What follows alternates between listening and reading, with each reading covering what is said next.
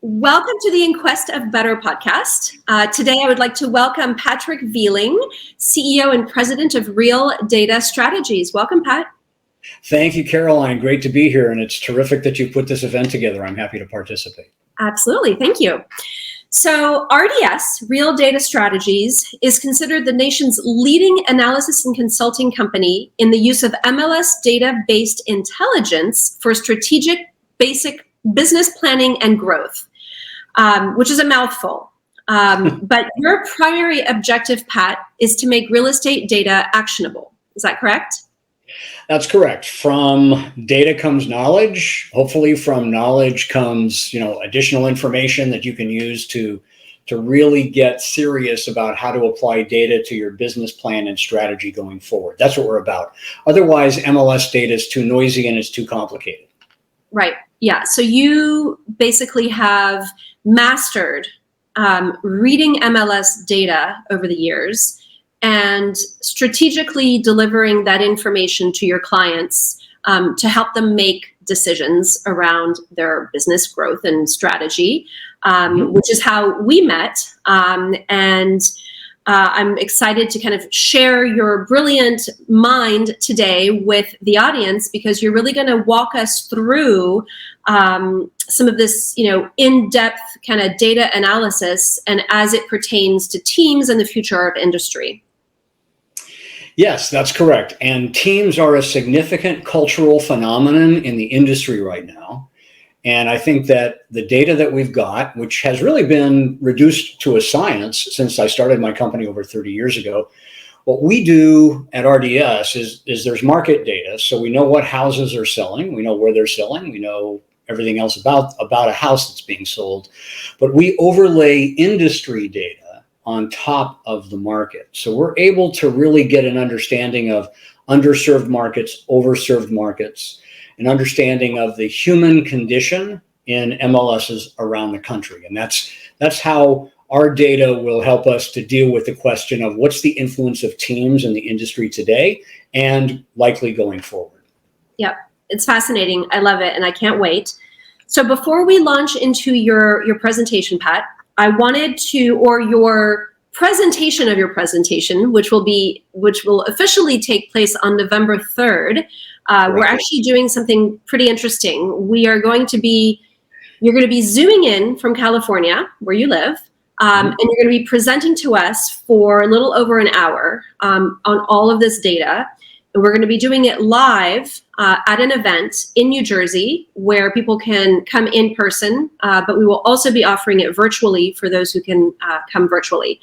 Cool. And this is a bonus track, if you will, for the attendees of this conference. So we're super excited to offer this, Pat, and thank you so much for being able to do it. Of course. So before we do that, I just wanted to ask you one question.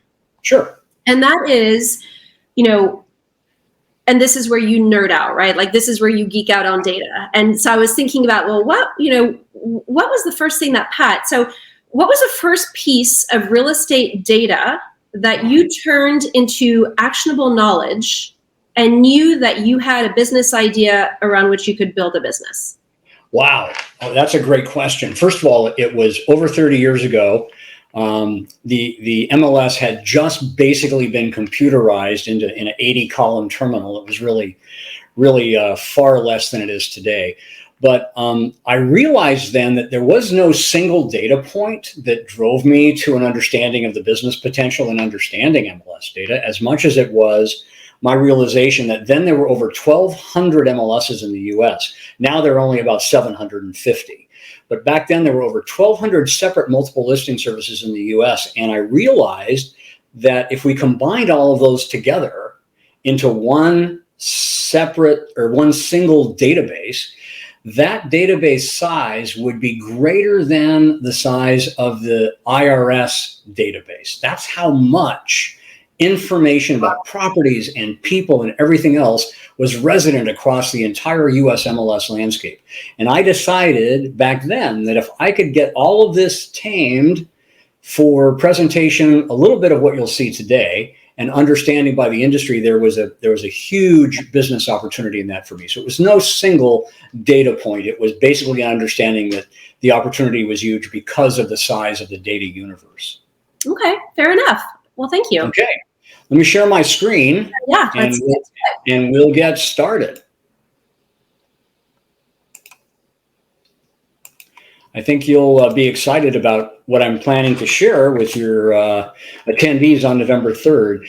The presentation is really going to be about the growing influence of teams and the potential that teams have to create larger earnings opportunities for the people who are leading in their market.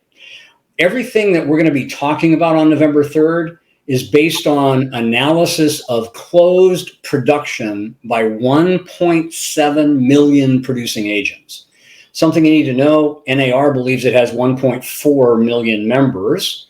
We actually have 300,000 additional agents in our database because you don't have to be a realtor to belong to an MLS. Also, some are duplicates, some are assistants, some are mortgage people, appraisers. So there's some noise in that 1.7 million number, but I want everybody in your audience today to understand that this is a very serious study.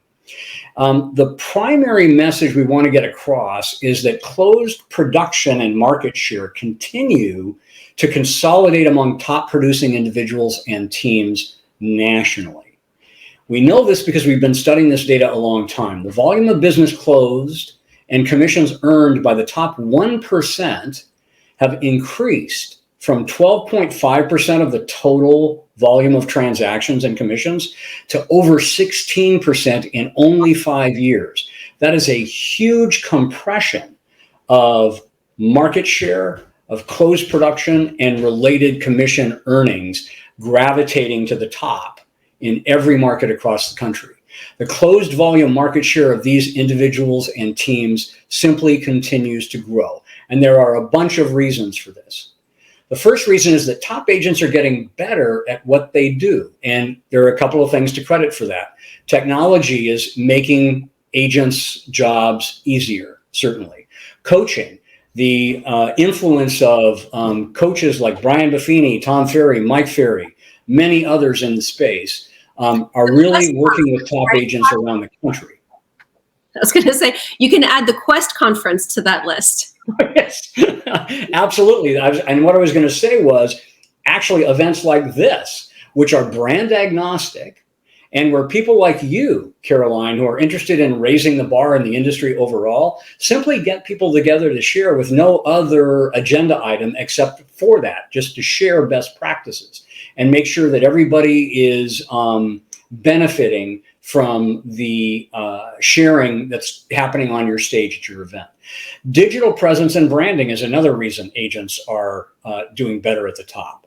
You used to need a large brand to be successful. Not the case anymore.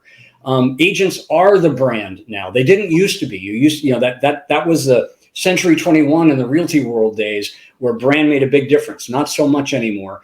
And most importantly, good team leaders are taking responsibility for growing, mentoring, curating talent on their teams. And that's really the reason that top agents are consolidating their market share at the top. So teams are growing in production and local market influence. Team leaders are getting better at what they're doing in their operations, even in spite of the limitations of their traditional brokerage brands. Caroline, you're a good example of that. You outgrew your previous brand affiliation because you had desires for your team that your brand, frankly, didn't understand and couldn't support. Many in your audience are facing the same challenge today. So that's an important thing for them to understand. And until the model breaks, it works fine, all right?